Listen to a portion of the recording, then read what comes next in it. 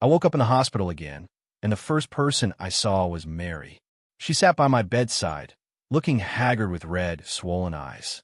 When she saw that I was awake, she was first surprised, then threw herself onto me, crying uncontrollably. I ignored her and first moved my legs, finding no problems, which finally put my mind at ease. In my previous life, because of that car accident, both of my legs were crippled. My career and life were completely destroyed, and after death, no one came to claim my body. Fortunately, in this new life, I finally avoided the disabling injuries. In fact, that car accident had already played out thousands of times in my mind in my previous life. So, at the moment of rebirth, I was already confident that I could avoid the big truck coming from the opposite direction. But Mary suddenly threw herself onto me at the critical moment. The steering wheel was jerked off course by her sudden movement. To protect her, I hit my head hard against the steering wheel. The wound on my head throbbed painfully.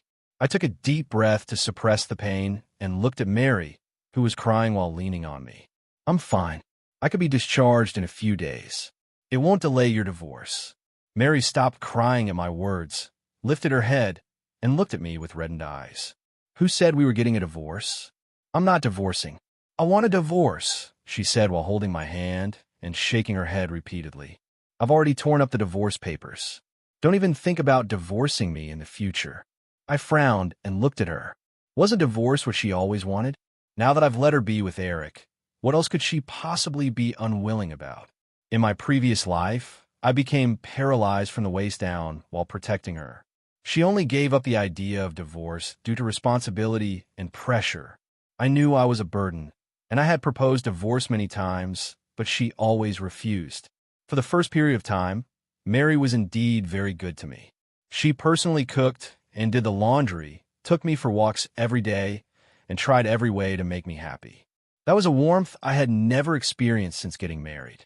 I gradually regained confidence in life. But before long, she started to feel a bit annoyed.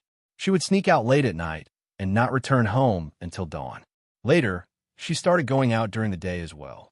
Sometimes she would only prepare my meals in the morning and then disappear for the entire day. Actually, I'd already guessed that she went to see Eric until one day she came back in Eric's car, and I saw her from upstairs. When she returned home, I watched her busy in the kitchen and once again brought up the divorce, telling her to live well with Eric.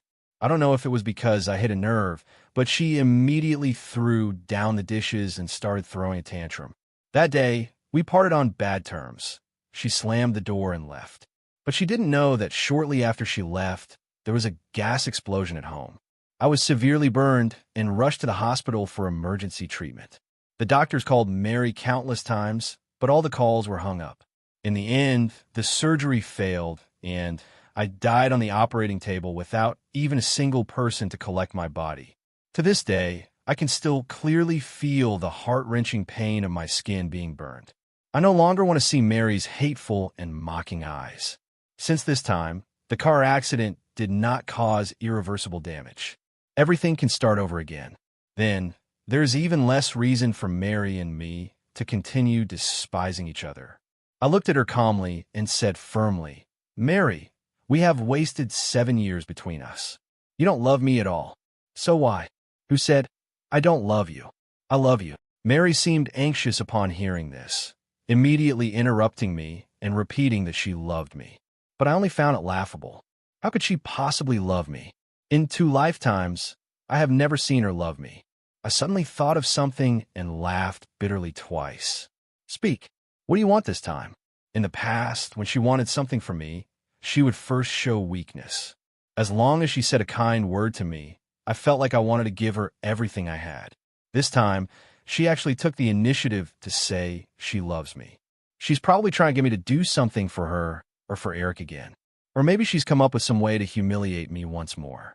After all, in this life, I haven't given her my legs, so she probably won't pity me for that. Mary looked at me with red eyes. "Do you think I have ulterior motives?" "Don't I?" I sneered coldly at her. I wasn't sure if I had hit a nerve. But Mary was silent for a moment. I looked at her pale face and gloomy expression, feeling inexplicably irritated. I turned my head away without looking at her and said in a cold, hard tone, Since you're fine, you can go back first. I want to rest for a while." After saying that, I lay down and closed my eyes. Mary stood there watching me for a while, probably finding it boring, then left. Hearing the door close, I opened my eyes. In this life, Mary and I have probably truly reached the end. Just when I thought everything was over, I didn't expect Mary to come back half an hour later. She was holding flowers and a cake in her hands. This time, she entered with a smiling face, as if the previous unhappiness had never happened. She put down the cake, then stuffed the flowers into my arms. I heard her whisper softly, "George, happy birthday to you." I stared blankly at the flowers in my arms. Today, is it really my birthday? I simply don't remember. My parents divorced when I was young, and I was raised by my grandmother. When I was little, only my grandmother remembered my birthday, and only on that day could I eat 2 fried eggs with longevity noodles. Later, after I left my hometown, my grandmother stayed in the countryside, and no one ever celebrated my birthday again. Even after I married Mary, the only person she cared about in her heart was Eric. Before, I would prepare a grand romantic setting and expensive gifts for her birthday a month in advance. But she never once asked about my birthday, not to mention preparing a birthday cake and flowers for me. I looked at her suspiciously. Is this person in front of me still Mary? Did this car accident cause her some kind of trauma? But I was the one whose head got hit. I looked again at the bouquet in my arms. When I clearly saw the flowers on it, all the confusion in my heart vanished at that moment, leaving only a faint bitterness. The flowers she bought were blue roses. The language of the blue rose is stars and the sea. Eric's favorite thing is the sea. They once met by the sea and fell in love by the sea. None of this has anything to do with me. I looked at Mary and gave a self-mocking smile. Mary, this is what he doesn't want, right? I thought for a moment and then remembered that today was not only my birthday, but also the day Eric was discharged from the hospital. These flowers should be for him. Eric returned to the country a month ago, but on the day he was supposed to see me, he had a car accident and broke his leg. Because of this car accident, his sports career in the country was put on hold. Mary stays with him in the hospital every day, and even when she occasionally goes home, she treats me coldly and speaks harshly because in her heart, she believes it was my jealousy that caused Eric's accident. So, I only deserve what Eric doesn't want. Mary was momentarily stunned, looked at the flowers in my hand, and then seemed to suddenly understand, a few traces of regret appearing on her face. She explained somewhat flusteredly, "I'm sorry." I replied, "Thank you for the birthday cake." My tone was stiff, expressionless. "It's getting late. You should go home first." Mary stood still, a complex emotion showing in her eyes, seeming like regret, yet also helplessness. She opened her mouth and cautiously said, "How about I make you a bowl of longevity noodles?" I frowned and remained silent, wanting to know what exactly Mary was up to. Seeing that I said nothing, she took it as my agreement and happily went out. After a while, the door was opened once again. Mary cautiously carried a thermal lunchbox as she came in. "George, it's time to eat noodles." The tone was exactly like, "Daeong, time to take your medicine." The corner of my eye twitched. She wouldn't have poisoned the food just because I was ungrateful earlier, would she? Mary looked at me innocently, and I stared fixedly at the thermos box in her hand, remaining silent. Seeing that I was still not making a move, she grew a bit anxious, walked straight to the bedside, placed the thermos box on the nightstand, and opened it. A fragrant aroma wafted over, and I couldn't help but take a peek inside the thermos box. 2 golden fried eggs lay on the noodles, sprinkled with chopped green onions on the side, looking very delicious. My appetite was immediately whetted, and my stomach growled twice. I lowered my head somewhat embarrassed, and Mary immediately handed the chopsticks to me. "You're hungry, right? Eat quickly." Seeing her expectant eyes, I hesitated but picked up the chopsticks. The familiar taste, just like in my previous life, was made by her own hands. But after taking 2 bites, I realized something was wrong. At this time, Mary still couldn't cook at all. Mary, since birth, had been a young lady who never even touched water for washing. Even after the family fell into decline, she never did any housework. After marrying me, I was the one who cooked and took care of the housework. She never got involved. After my legs were disabled, Mary slowly started cooking. During that time, we often had some questionable dishes. Later, I don't know who she learned cooking from, but her skills improved greatly, especially her noodles, which became exceptional. However, Mary had never cooked before, so how could she make noodles that tasted the same as in my previous life? I looked at her with suspicion and doubt. Mary looked a bit flustered under my gaze. You? What's wrong with you? I frowned and was about to ask her who made the noodles when suddenly a phone rang, interrupting me. Mary took out her phone and glanced at it. Her delicate brows furrowed slightly, and she glanced at me somewhat guilty. No need to guess. It was Eric that I slightly curled my lips and said calmly, "Answer it." Mary hesitated for a moment, but still answered the call. "Mary, where are you?" Eric's voice came through the phone, clearly audible in the otherwise quiet hospital room. "What's wrong?" Mary's tone was somewhat cold, possibly because she was mindful of my presence. On the other end, Eric's voice was gentle with a hint of grievance. "Mary, didn't you say you were coming to pick me up from the hospital today? When will you be here?" Upon hearing this, Mary glanced at me secretly, then whispered, "I have something to do today, so I won't be coming. I wish you a speedy recovery." There was a brief silence on the other end of the phone. Then Eric's voice came through again, noticeably tinged with melancholy. "All right then, remember to come find me when you're done." Mary hung up the phone, took a deep breath, and looked at me with eyes full of complexity. "George." I didn't look up at her. "That was Eric calling me just now." She spoke very quickly. "I did promise to pick him up from the hospital before, but today I just want to stay here." Enough. I didn't want to hear her continue to argue. "Thank you for spending my birthday with me, and thank you for the noodles." I stared at her gradually pale face and exhaled a breath of foul air. "It's getting late.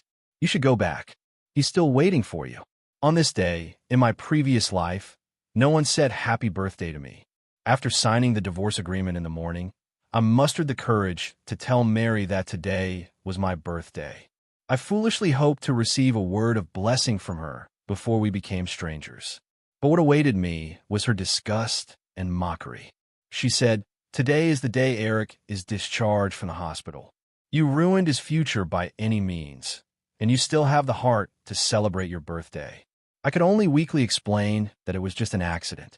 If you hadn't been so suspicious and jealous to arrange a meeting with him, he wouldn't have had the car accident.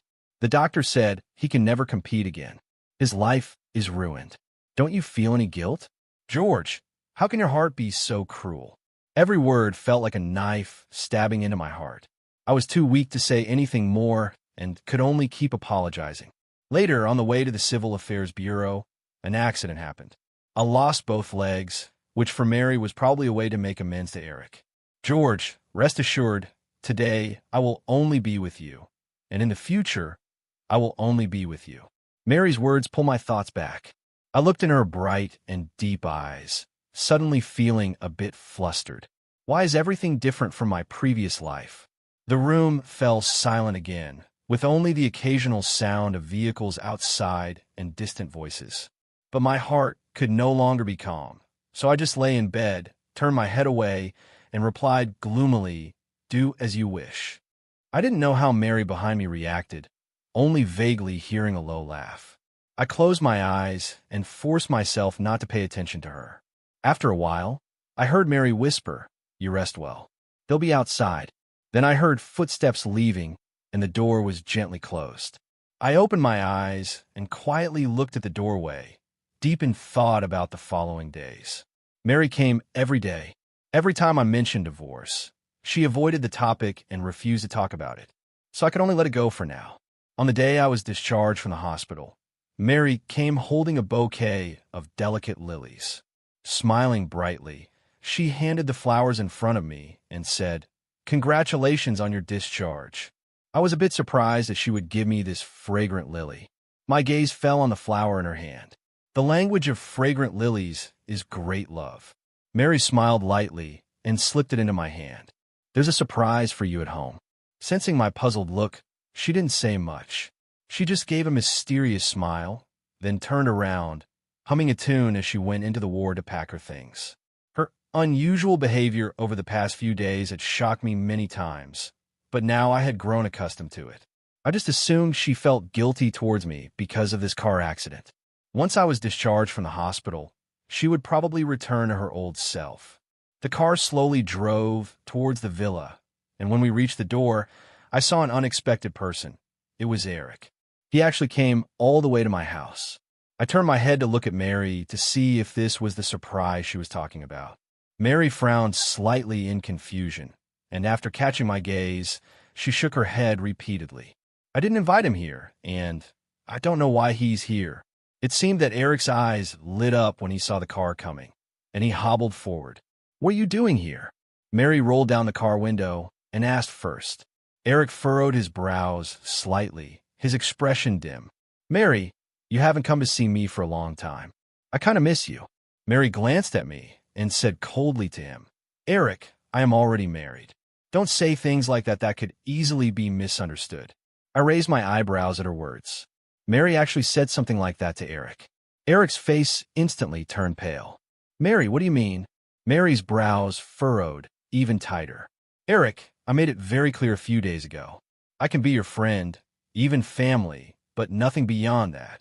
Mary's tone was firm and cold. "You once said you would wait for me," Eric said anxiously. Mary impatiently interrupted him. "How long do you want me to wait? I gave you so many chances before, but you didn't want them." Eric took a step forward again and said quickly, "Trust me one more time. This time I really came back for you." "It's already too late." Mary suddenly spoke with a heavier tone, staring fixedly at Eric. "From the day you went abroad, I stopped loving you." I looked at Mary with some disbelief. She said she no longer loved Eric. How could that be? Hasn't she always cherished Eric deeply over all these years? Hasn't she been constantly thinking about him? Could it be that this car accident really affected her mind? Eric's face was dark and terrifying, his finger trembling slightly as he pointed at me. Have you fallen in love with him?" Mary spoke softly. "Yes, I love him." Mary looked at me with deep affection, and the calm I was forcing onto my face almost broke, and my heart was already in turmoil. This was already the second time Mary said she loved me, and it was in front of Eric. Yet, I have wasted 2 lifetimes and still haven't made her fall in love with me. How could she have fallen in love with me in just a few days? Just when my mind was in turmoil, I don't know what Mary said, but Eric left with a face full of anger. Mary got out of the car and walked to the passenger side to help me out. I looked at her and said, "Are you two having a fight and using me as a scapegoat?" Mary sighed deeply upon hearing this. "Is that really how you think of me?" As she spoke, she slowly moved closer, trapping me in the passenger seat, her eyes burning as she looked at me. Every word I say is sincere. My heart pounded like thunder for a moment, and I could only push her away and get up to walk toward the villa. Opening the door, a warm and cozy atmosphere greeted me, accompanied by the faint fragrance of lilies, soothing the mood. The villa was brightly lit, every corner clean and tidy. Some sounds came from the kitchen, and I turned my head in that direction. "Grandma," seeing that familiar figure, I widened my eyes and called out in surprise. Grandma is advanced in years, but her spirit remains vigorous. She came out of the kitchen, her face beaming with a kind smile. I ignored my leg injury and walked over quickly. Grandma hugged me tightly, her eyes full of affection. "Good child. Grandma has missed you so much." Mary stood behind me, softly explaining, "I know you've always missed Grandma, so I especially asked her to come and stay for a few days." Saying this, she even pretended to be aggrieved. I begged Grandma for a long time before she agreed to come. Grandma held my hand and Mary's hand together, looking at us lovingly. "Grandma is old and can't walk well anymore. As long as you both are well, Grandma will be at ease." Mary held my hand tightly. I looked at her, my heart filled with mixed emotions. It was only a few days later that I finally understood why Mary had brought Grandma over. Whenever I brought up the subject of divorce, without Mary needing to refuse, Grandma would come over and say a few words, then accuse me of being fickle. Time and again, Grandma became Mary's solid shield. I was also a bit tired, so I decided not to bring up the matter for the time being. There will be plenty of opportunities in the future anyway. But Mary has developed a new hobby these past few days. Besides constantly following me around, she also made me read a lot of novels. And after reading, she wanted me to share my thoughts on them. Most of them are novels about rebirth and fantasy. After reading them, I suspected that I had entered some parallel world. Such a calm and warm life made me feel as if I were living in a dream. Just like that, a month passed quietly, and the relationship between Mary and me eased quite a bit. After my leg injury healed, I started going to work at the company. That night, I finished my work in the study late into the night and returned to the room. But Mary was still awake. She was sitting on the sofa, still holding the unfinished Rebirth novel in her hand.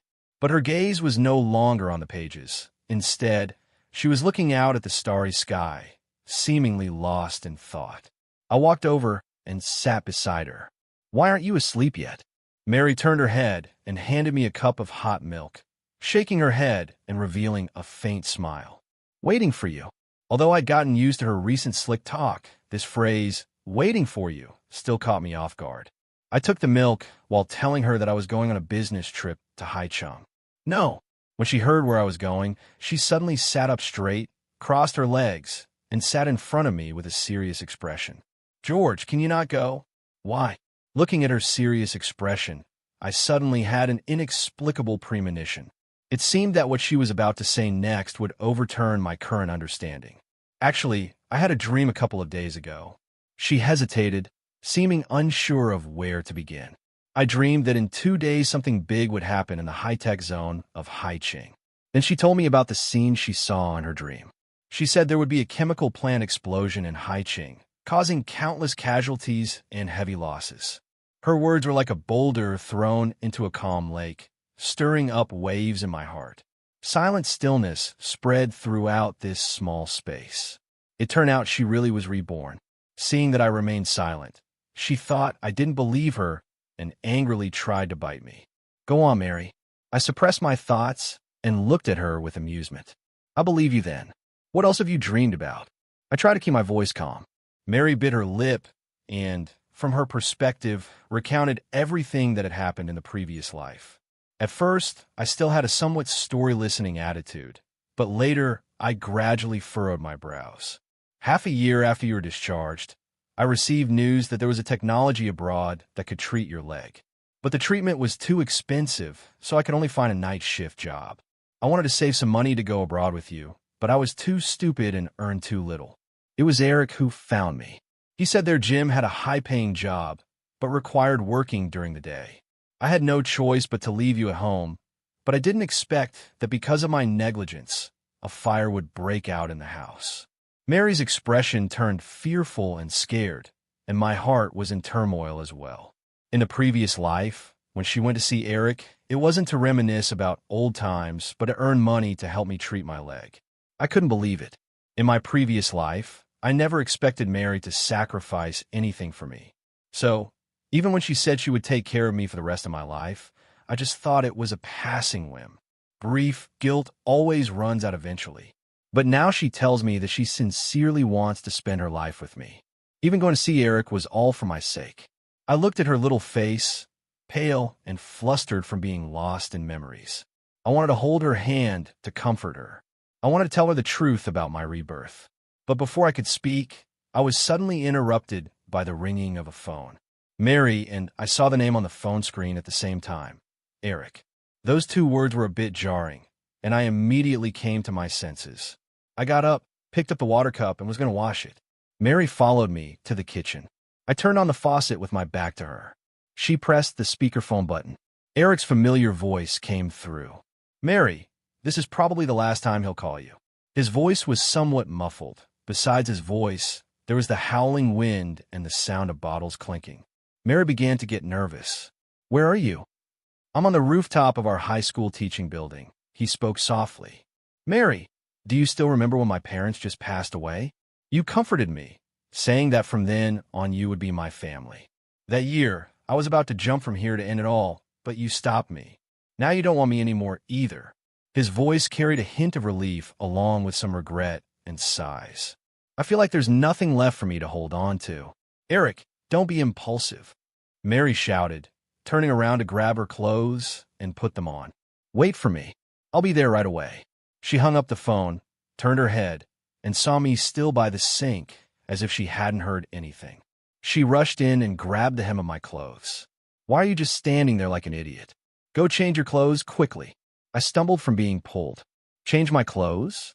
You're not changing clothes and want me to go by myself? I'm just a woman.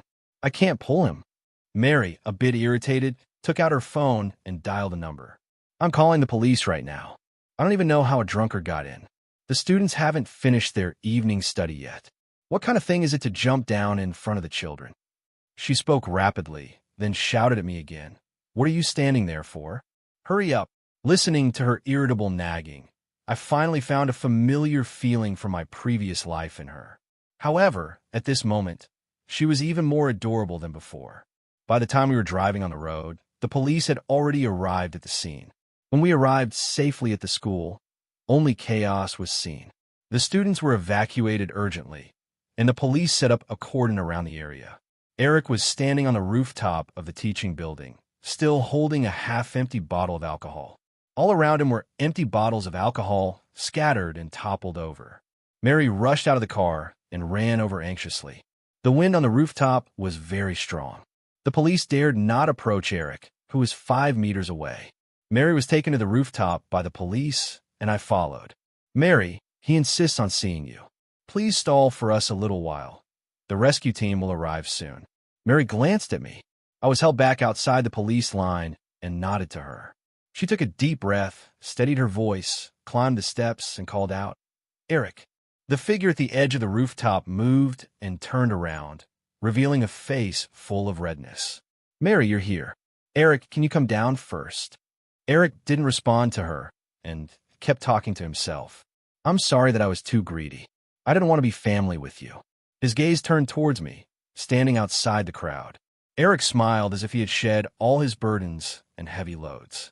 You promised me before that you would celebrate my birthday every year. Sing a birthday song, and I'll come down. All right, I promise you. The wind on the rooftop gradually quieted, and the singing echoed in the night air. After the song ended, Eric stood up on the rooftop, facing Mary.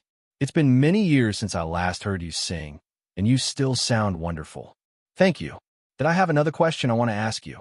His voice was very calm. Go ahead and ask. Oh, you still love me. My heart suddenly sank, and I didn't dare to listen to the rest of the conversation. Just thinking that Mary would say she loves me gave me an indescribable sense of helplessness. I instinctively wanted to avoid it, but the voice still carried by the wind reached my ears. We are just family. I once thought that I couldn't live without you in this life. But later I realized that I had always misunderstood our relationship. It was never love. Eric, think carefully. Maybe you don't love me either. You just can't accept that I love someone else. If you loved me, how could you bear to leave me for so long? I was stunned and looked toward the edge. Eric also looked toward the crowd and met my gaze. His deep eyes looked at me, full of meaning. Shall we go back first? Let's go back and clarify things. Mary's voice pulled Eric's gaze back. He gave Mary a slight smile. Mary, I am very sure I love you. After speaking, Eric spread his arms and fell backward, swallowed by the boundless night. I could see that moment. Time seemed to stand still. I stepped forward and looked at Mary with concern. Her eyes were vacant as she stared at the pitch-black ground. My legs went weak, and I knelt down on the ground. She was cold all over, sitting dazed, her body trembling uncontrollably. I pulled her into my arms and comforted her silently. I caused his death. Mary held my hand tightly, speaking anxiously. I don't know what to do. Saying this, she burst into tears, hugging me tightly and speaking incoherently. I'm sorry. I gently stroked her hair. He's not dead. Don't cry. The police set up an inflatable mattress downstairs to catch him. Mary closed her eyes tightly, tears soaking my clothes, and in the next moment, she burst into loud sobs. Feeling a bit bitter inside, I suppressed it and comforted her softly. It's just some scratches, and I was taken to the hospital. If you want to go, I can take you. Her voice was still somewhat hoarse. I want to stay with you. Okay. After Mary calmed down, I helped her back to the car. Outside, the police were withdrawing in waves. Mary leaned on my shoulder, somewhat exhausted. The car slowly drove towards the hospital. The night was as dark as ink, and the streetlights outside the car window flickered in the darkness. Upon arriving at the hospital, Eric was placed in the observation room of the emergency department. His face was pale, eyes tightly closed, deeply asleep. Mary sat by the bedside, quietly watching him, lost in thought. I stood silently to the side, watching this once couple, my heart filled with mixed emotions. After an unknown amount of time, Mary stood up, took my hand, and walked out of the ward. I stared blankly at our tightly clasped hands, inexplicably feeling a bit happy. She pulled me to the end of the corridor, then stopped and turned to face me. "Do you still remember the dream I just told you about?" She suddenly spoke, her voice somewhat shaky. I nodded, and Mary continued. "That fire took you away. I was heartbroken and wanted to die with you. But the police investigating the case told me that the fire was deliberately set, and there was only one person the evidence pointed to." "Are you talking about Eric?" I asked softly, trying not to disturb her thoughts at this moment. Mary nodded, a trace of confusion flashing in her eyes. "You?" I looked at Mary and nodded firmly. "Mary, I was reborn too." Mary looked at me in disbelief. "You? How could you?" As she spoke, she seemed to suddenly understand. "So, after you woke up from the car accident, you insisted on divorcing me. You didn't believe I would love you. You thought I had abandoned you." I lowered my eyes and said softly, "Before I died, I called you, but without exception, every call was hung up." Hearing this, Mary shook her head in panic. Her eyes read, "I'm sorry. I'm sorry. I really didn't know." After I left that day, I met Eric and I fell asleep in his car. When I woke up, it was already too late. Mary held my hand tightly. "George, can you forgive me? Can you give me one more chance? Please don't leave me." I wiped her tears. "I'm right here by your side now. You're so clingy. I can't even shake you off. How could I ever dare to leave you?" Mary immediately hugged me tightly, crying tears of joy. "Thank you, George. Thank you. But Eric, just now he said he loves me, but he caused your death." She choked up as she spoke, tears welling up and streaming down again. I gently held her in my arms. "Don't be sad. Everything will eventually come to light." I comforted her softly. "But if it really was him—" Mary looked up, her eyes full of pain and turmoil. "I don't know what to do. I really don't want to believe it. No matter the outcome, I will be by your side." I looked at her firmly. Mary nodded slightly, took a deep breath as if trying to suppress all her emotions deep inside. We stood silently for a moment, then walked back to the ward. Eric was still asleep, seemingly undisturbed by anything around him. The next day, Eric woke up. Though he looked weak, there was a sense of relief and ease in his eyes. He looked around and saw us by the bedside. "Mary, you're all here." His voice was a bit hoarse. Mary stood up and walked to the bedside. "You're awake. How do you feel?" Eric smiled. "I'm okay. Just a bit dizzy." He looked at me, a complex emotion flashing in his eyes. I nodded at him, saying nothing more.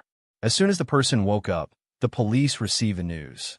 The investigators had also arrived at the hospital by this time and were heading towards the ward. The atmosphere in the ward immediately became tense. The police, dressed in uniform and holding notebooks, seriously questioned Eric about the events of last night. Eric's eyes were somewhat evasive, but he still answered all the questions. He said he was just drunk and acted impulsively when he went up to the rooftop. Mary listened nearby, her brows tightly furrowed. I silently observed from the side, my heart filled with doubt as we. "LL, can what he said be trusted?"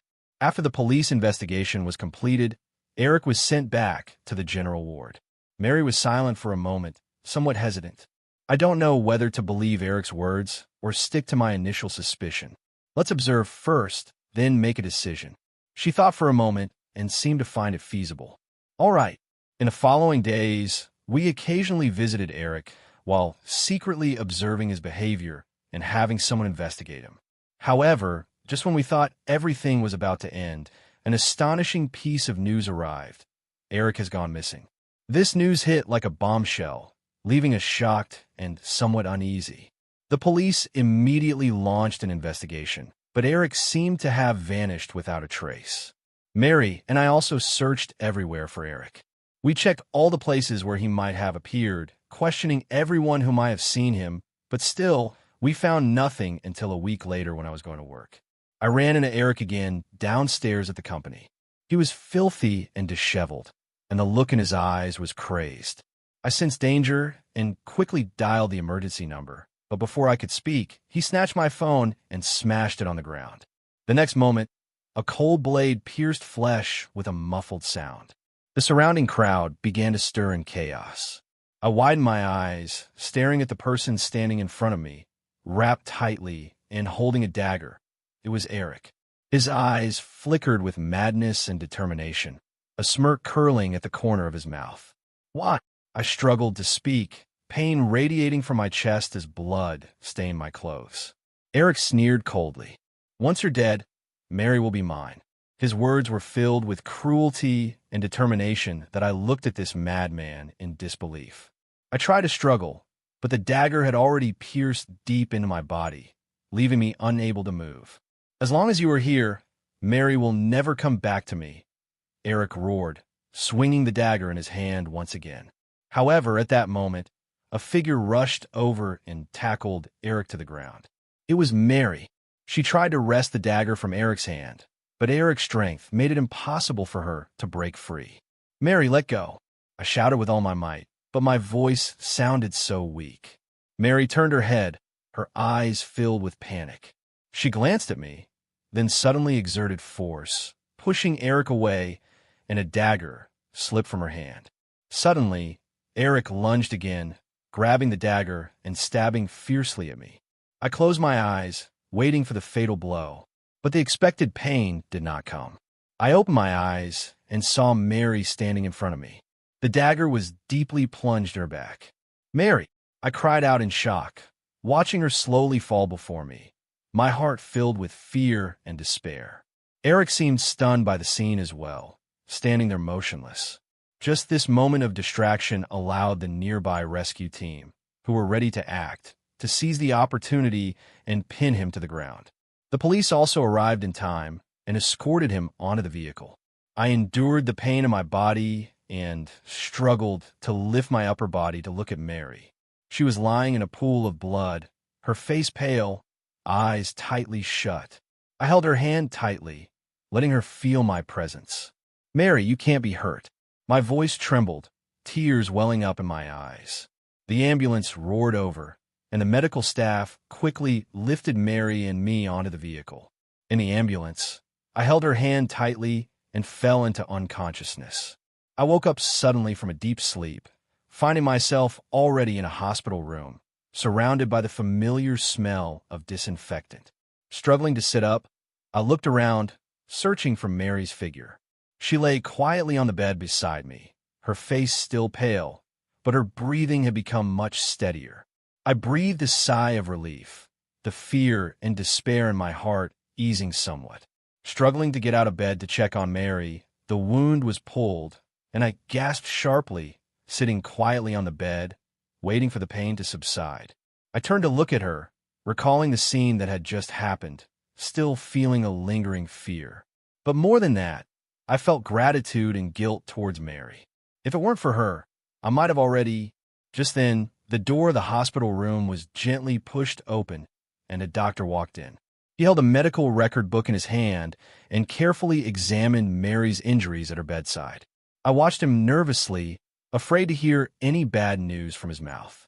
Her condition has stabilized, but she still needs some time to recover. The doctor finally spoke, his voice tinged with fatigue and relief. "You're all very lucky the dagger did not hit any vital organs." I breathed a sigh of relief. The heavy weight in my heart finally lifted. I turned to look at Mary. Although her face was still pale, there was more vitality in her expression. Though we spent the following days all in the hospital, every day I stayed by Mary's side, watching her gradually recover from weakness. After Mary woke up, we talked a lot. She told me that at that moment, she didn't think much. She just instinctively rushed forward. She said that in her previous life, She already knew that Eric's leg injury from the car accident had nothing to do with me. It was just an accident. His leg was injured before he came back from abroad. He just found an excuse to blame me. Mary never knew how to talk to me about this matter. She misunderstood me and hurt me. In a previous life, after I died, she couldn't bear the pain and passed away not long after, consumed by sorrow. Reborn into this life, she too was once confused and regretful. She felt unworthy of my love and believed that she would be the one to harm me. But she cannot be without me. She can never lose me in this lifetime. So, after much inner struggle, she decided to win me back and protect me with her life. I don't know what this feeling is exactly, only that it is an unprecedented sense of peace and calm. I tightly held Mary's cold fingers, trying to warm her with my own body heat. She lifted her head, tears glistening in her eyes, but more so there was determination and courage. "George, from now on, I won't let anyone hurt you, not even me." I nodded, a warm current rising in my heart. After being reborn, we have the chance to start over. In this time, we will protect each other. After a period of recovery, both Mary and I have healed from our injuries. Although the days in the hospital were dull, having my loved one by my side made time pass quickly. We enjoyed the present moments and planned for our future life. After being discharged from the hospital, we went to see Eric once. He looked completely defeated, with none of the previous madness and determination in his eyes. When he saw us, a flicker of surprise crossed his eyes, but he quickly regained his composure. He said he lost in both lives, and it was his own fault. It turned out that he was also reborn. But in this life, those who harm others will eventually face retribution. Mary told him to take care of himself, then took me away. She held my hand as we walked under the setting sun, the sunlight enveloping her, making her look beautiful. I think our future life will be just like now, beautiful and peaceful.